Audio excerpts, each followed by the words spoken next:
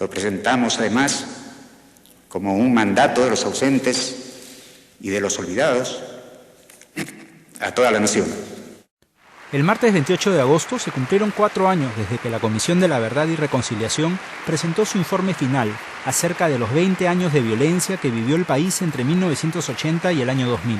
Antes a estos hechos era una población tranquila, pacífica, que se dedicaba a sus actividades normales como la agricultura, la ganadería.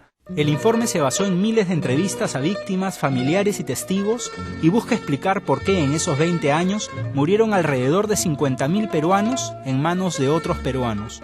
Para recordarle a la gente que murieron muchas personas y que para que no vuelva a pasar. No es el recordar para sufrir, para lamentarnos nuevamente, sino para que no se vuelva a repetir. Errores y cuestiones que han podido ser mejor pensadas y evocadas a la realidad de la gente, tienen que ser nuevamente recordadas para que se construya desde el pasado un nuevo futuro. La historia que recuerda el informe se inicia cuando un grupo de fanáticos que se hacían llamar Sendero Luminoso decidió que la violencia era el camino para cambiar el país. Apareció la subversión del Sendero Luminoso en el año 1988. Columnas conformadas por unas 12, 15 personas que en su mayoría provenían de fuera del departamento de Puno, Ayacucho, Lima, etc. y que comenzaron a hacer atentados. En el pueblo de Andajes, por 2 veces, incursionaron los terroristas. En la primera matanza, cerca de la mitad de todos los muertos del periodo fueron asesinados por Sendero Luminoso. Lamentablemente, cuando el Estado decidió intervenir, en muchos casos solo logró empeorar las cosas. sin embargo, los militares decían, nosotros los vamos a defender a ustedes. Cuidadito que es mentira. Nos hacían más daño, cometían más terrores. Durante la permanencia del ejército, aproximadamente 16 años en Manta, prácticamente hemos estado su sirviente, su esclavo. El miedo de la tropa, la prepotencia de muchos oficiales y la irresponsabilidad de muchos políticos consiguió que cerca de 1/3 de todos los muertos fueran víctimas de las fuerzas del orden. A mi tío no lo asesinaron los senderistas o los llamados terroristas, sino lo asesinaron un señor que le llamaban el Capitán Camión. Pero más allá de quién los mató, los muertos sí tenían mucho en común.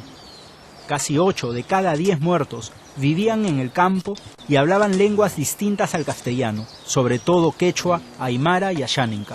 En el desprecio de siglos por nuestras comunidades étnicas coincidieron Sendero Luminoso, las fuerzas del Estado y gran parte de la gente en las ciudades. Reconciliación es cuando te reconcilias es porque has de una manera solucionado y analizado el problema que has tenido con la persona o con algo. Esta es la principal lección. Debemos reconciliarnos con esa mayoría de víctimas que el informe llama los excluidos. No solo es tomar conciencia, sino también hacer algo. Porque, uno se queda, ya tomo conciencia, pero ¿y de ahí qué hago? ¿Me quedo en mi casa solo pensando? Lo que se debe tomar en cuenta es qué hacemos nosotros para que esto se haga realidad, no es solamente de parte del Estado. Nosotros deberíamos desde abajo ir empezando a construir nuevas cosas, no solamente empezar en los gobernantes, nada más. Aprender para ser mejores peruanos. Comprometerse con el cambio, pero eso sí, de formas no violentas.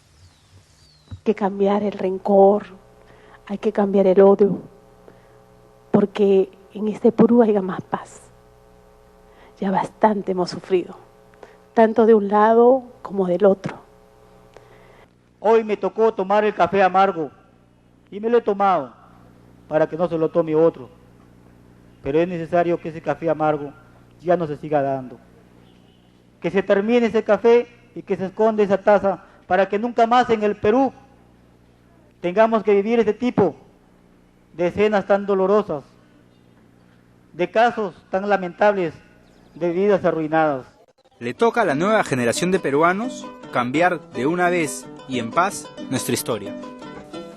La historia que aquí se cuenta habla de nosotros, de lo que fuimos y de lo que debemos dejar de ser. Esa historia habla de nuestras tareas Esta historia comienza hoy, señor presidente.